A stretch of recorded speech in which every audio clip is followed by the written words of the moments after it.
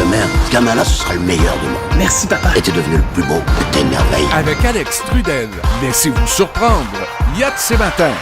8h43, en notre présence, Mathieu Brochu, qui est directeur général, lui, de la CDC, la Corporation de développement communautaire, évidemment de la MRC Pierre de Sorel, et aussi, bien sûr, on a avec nous cette semaine Nicole Teasdale, qui est directrice générale de Justice Alternative Pierre de Sorel. Salutations à vous deux. Salutations. Merci, j'ai débaptisé, je pense, l'organisme, hein, Mathieu, désolé. Ben, ça va. On CDC, c'est correct. C'est ça. Corporation de développement communautaire. Ben, c'est parce que j'ai dit MRC Pierre de Sorel, puis d'habitude, c'est parce que ça fait un an en plus que je fais chronique avec toi, puis d'habitude, je débaptise rien. Ça va bien.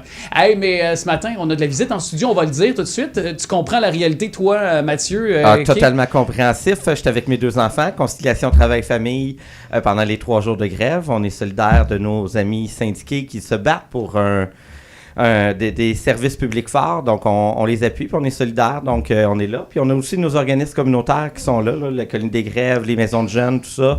Il y a tout plein d'organismes qui sont là cette semaine pour aider les groupes. Puis si les gens à la maison ils ont des besoins, il y a plein d'organismes qui sont là. Si on vit des situations difficiles, ne pas hésiter à aller chercher de l'aide. Oui, amplement. Puis merci à ces organismes. Tu as parlé de la Colonie des Grèves, Maison des jeunes, qui vont occuper nos enfants, nos jeunes ados également pendant cette série et cette séquence de journée où il y aura grève, évidemment, avec le Front commun. Je me tourne vers toi, Nicole, de Justice Alternative Pierre de Sorel, puis c'est dans un contexte où on est la semaine de la justice réparatrice jusqu'au 26 novembre. Et qu'est-ce que c'est, tout d'abord, la justice réparatrice? Bien, la justice réparatrice, c'est une façon différente de voir quand il y a, par exemple, la commission d'une infraction.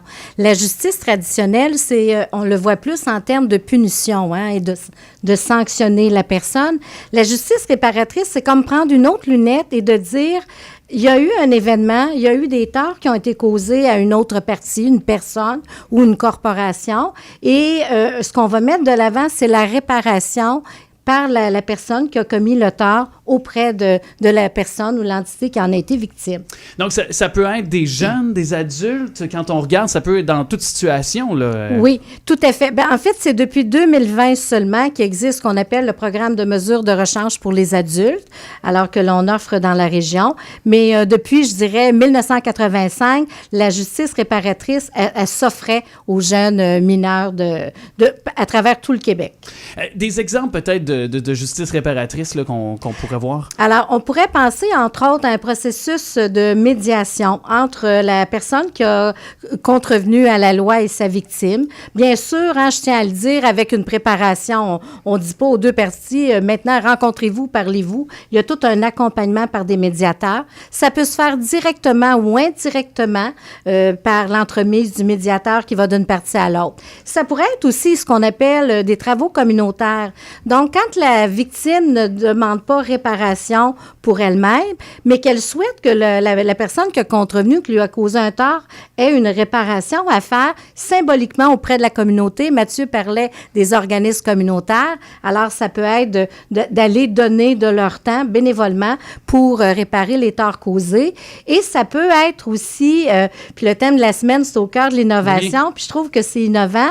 Ça peut être aussi que lorsque j'ai un conflit avec un voisin, un collègue de travail, d'essayer d'en parler avec lui pour le régler ou avant d'aller vers un tribunal, peut-être penser à utiliser le service de médiation citoyenne. Alors, ça ressemble à ça, la justice réparatrice. Puis, les retombées sont parfois, j'imagine, d'alourdir le système de justice, puis peut-être de permettre à des jeunes, si on prend le cas de jeunes, de pouvoir peut-être comprendre ce qu'ils ont fait, puis il y a matière un peu à racheter cet acte-là, si je peux me permettre, entre guillemets. Là. Oui, tout à fait. Puis je dirais que pour les personnes qui sont victimes aussi, c'est de prendre place dans le processus, de pouvoir s'exprimer, de pouvoir nommer ce qu'elles ont vécu, ce qu'elles souhaiteraient en guise de réparation. Alors, les retombées, elles sont là. Ça ne veut pas dire que les gens vont redevenir des amis par la suite, mais l'événement, l'expression que l'on a, l'événement est bouclé. Et lorsque la réparation, elle est faite et bien faite, les gens sont dans leur quotidien et il y a un sentiment, les victimes, entre autres, vont nommer d'avoir reçu des excuses, d'avoir mieux compris pourquoi le geste avait été commis. Ça ne rend pas les choses plus acceptables, mais ça fait réparation et ça fait un sens. Et pour la personne qui a contrevenu aussi, de s'expliquer et d'entendre ce que l'autre, comment l'autre a vécu. Alors, c'est des rencontres très riches de sens. Ben, merci de les avoir exposés. On peut se rendre, si on va peut-être avoir besoin, sur votre page Facebook, je pense, de votre service de justice alternative, Pierre de Sorel. Tout à fait. Puis on invite les gens, plutôt que de se présenter directement au bureau, parce qu'on peut être à l'extérieur, de téléphoner à notre numéro, donc le 450-746-0954. Merci beaucoup à vous, à la fois, pour nous avoir, évidemment, raconté les services. Puis on rappelle, c'est jusqu'au 26 novembre, c'est cette semaine de la justice réparatrice, le thème qui est au cœur de l'innovation. Mathieu Brochu, merci beaucoup d'être passé aussi en studio avec nous aujourd'hui. Merci Alex, bonne semaine. Bonne semaine.